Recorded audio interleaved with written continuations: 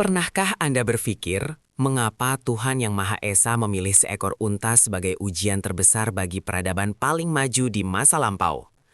Berdasarkan catatan kitab suci dan sejarah agama, kisah bersejarah kaum Samud seringkali hanya dilihat sebagai cerita tentang keajaiban dan hukuman semata. Namun, jika kita merenung lebih dalam, ada pesan luar biasa tentang ekologi, keadilan sosial, dan bagaimana manusia memperlakukan sumber daya alam. Ini bukan sekadar mujizat fisik yang menakjubkan, melainkan sebuah ujian sejati tentang kelayakan manusia untuk berbagi kehidupan dan menjaga anugerah di bumi ini. Menurut riwayat sejarah, kaum Tsamud adalah peradaban kuno yang diberkahi dengan kecerdasan dan kekuatan fisik yang luar biasa. Mereka mampu memahat gunung-gunung batu yang keras menjadi istana-istana megah yang aman dari berbagai ancaman alam. Kekayaan alam di wilayah mereka melimpah ruah. Lembah-lembah mereka hijau dan mata air mengalir sangat deras. Namun, di balik kemegahan arsitektur dan kemajuan peradaban tersebut, tersimpan sebuah ketidakseimbangan sosial yang amat parah. Mereka mulai merasa bahwa bumi dan segala isinya adalah milik mereka sepenuhnya, melupakan Sang Pencipta yang telah menganugerahkan semua kemewahan tersebut. Di lembah-lembah subur kaum Tsamud, air adalah sumber kehidupan yang paling berharga bagi semua makhluk. Namun, para penguasa dan elit masyarakat perlahan mulai memonopoli mata air tersebut. Mereka menguasai sumber daya alam hanya untuk kepentingan lahan pertanian dan hewan ternak mereka sendiri. Sementara, kelompok masyarakat yang lemah kesulitan mendapatkan akses air bersih. Kesombongan dan keserakahan telah membutakan mata hati mereka. Kesenjangan sosial semakin melebar setiap harinya, dan alam dieksploitasi tanpa rasa syukur. Di tengah krisis keadilan inilah, sebuah peringatan dari langit diturunkan untuk mengembalikan harmoni kehidupan. Berdasarkan ajaran agama suci, diutuslah seorang pemberi peringatan dari kalangan mereka sendiri untuk mengingatkan kaum yang tersesat ini agar kembali kepada jalan yang lurus. Pesan yang dibawa bukanlah semata-mata soal tata cara ritual peribadatan, melainkan juga teguran keras atas ketidakadilan sosial dan perilaku monopoli mereka terhadap alam. Suara kebenaran itu menyeru agar mereka segera berhenti mengeksploitasi bumi secara berlebihan, membagikan anugerah air secara adil, dan menghormati Tuhan yang menciptakan alam semesta. Namun, alih-alih merenungkan pesan moral tersebut, para elit justru merespons dengan kesombongan yang membabi buta. Keangkuhan kaum Tsamud memuncak ketika mereka secara arogan menuntut sebuah bukti fisik yang menurut akal manusia sangatlah mustahil. Mereka meminta syarat agar seekor unta betina yang besar, sedang hamil, dan memiliki ciri-ciri fisik yang spesifik dikeluarkan langsung dari dalam batu karang yang keras dan mati di tengah lembah. Permintaan ini sebenarnya adalah bentuk pengingkaran ekstrem, sebuah upaya licik untuk membungkam pesan keadilan dengan syarat yang di luar nalar. Mereka sangat yakin tidak ada kekuatan apapun yang bisa menciptakan kehidupan dari benda mati seperti batu karang tersebut. Atas kehendak Tuhan yang Maha Kuasa, pencipta alam semesta, batu karang yang keras itu perlahan terbelah. Dari dalamnya keluarlah perlahan seekor unta betina yang sangat menakjubkan, persis menyerupai semua kriteria yang mereka minta.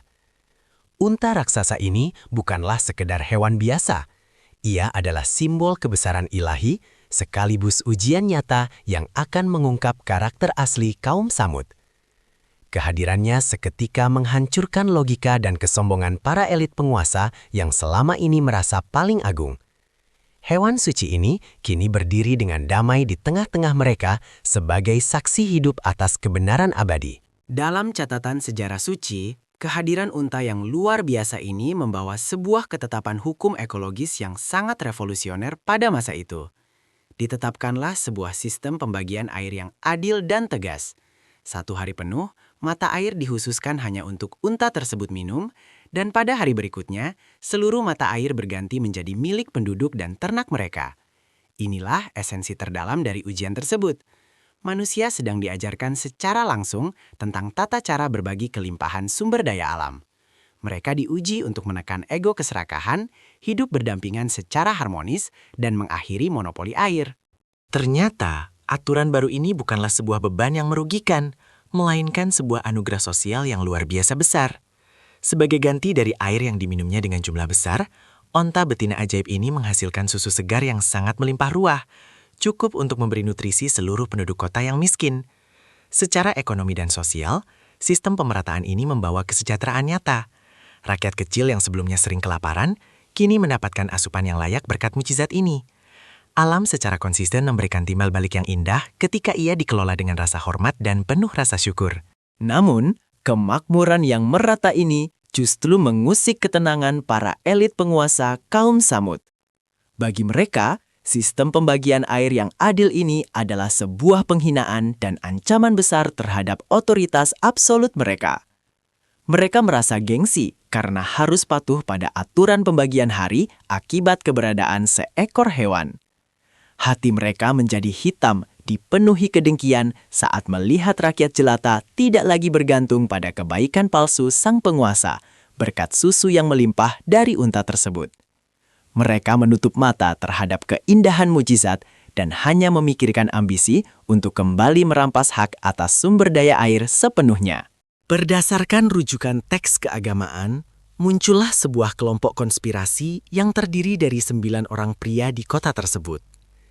Ke-9 orang ini mewakili puncak dari keangkuhan manusia yang dengan berani menentang keseimbangan alam. Di bawah bayang-bayang malam yang pekat, mereka bersekongkol merencanakan sebuah kejahatan besar untuk menghancurkan simbol keadilan yang hidup di tanah mereka. Niat keji mereka sudah bulat, membunuh unta betina suci tersebut. Dengan menyingkirkan ciptaan Tuhan itu, mereka berharap dapat memonopoli kembali seluruh oasis, menindas masyarakat bawah, dan menghancurkan tatanan sosial yang menjunjung tinggi keadilan ekologis. Sebuah tragedi yang sangat memilukan akhirnya terjadi. Tanpa ada sisa belas kasihan sedikit pun terhadap mahakarya ciptaan Tuhan, kelompok pembuat kerusakan tersebut dengan beringas melancarkan aksi kejam mereka. Mereka melukai dan menyembelih unta betina yang selama ini menjadi sumber kedamaian dan kehidupan bagi masyarakat miskin.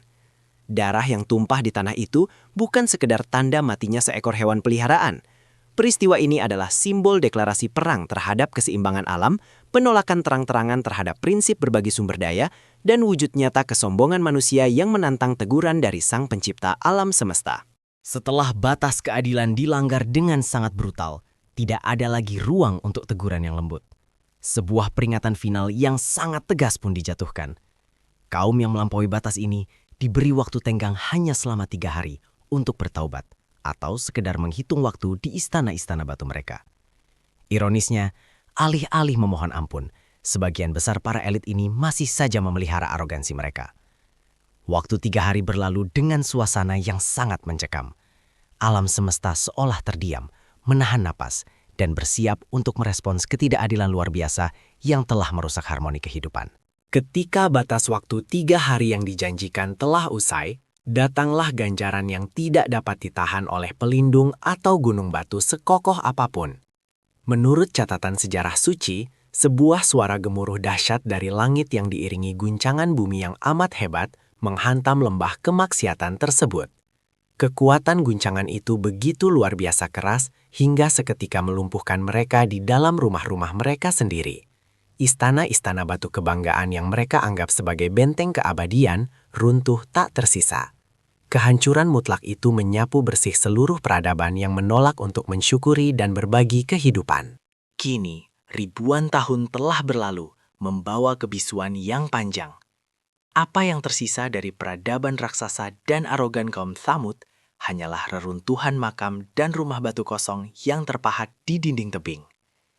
Kawasan yang sekarang dikenal dengan nama Madain Sali ini berdiri kokoh dalam keheningan padang pasir Arabia. Situs kuno ini menjadi monumen bisu sekaligus peringatan abadi bagi umat manusia lintas Yaman. Sejarah membuktikan bahwa kemegahan arsitektur dan kemajuan teknologi tidak akan pernah mampu menyelamatkan sebuah kaum ketika keadilan sosial, moralitas, dan kelestarian ekologi dihancurkan demi keserakahan semata. Kisah unta suci yang menjadi ujian berat ini sejatinya bukanlah dongeng usang yang tertinggal di masa lalu.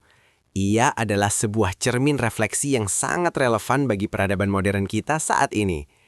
Ketika manusia tanpa henti mengeksploitasi alam liar, memonopoli sumber daya, dan mengabaikan hak makhluk lain atas air bersih, kita pada dasarnya sedang menapaki jalan keruntuhan yang sama.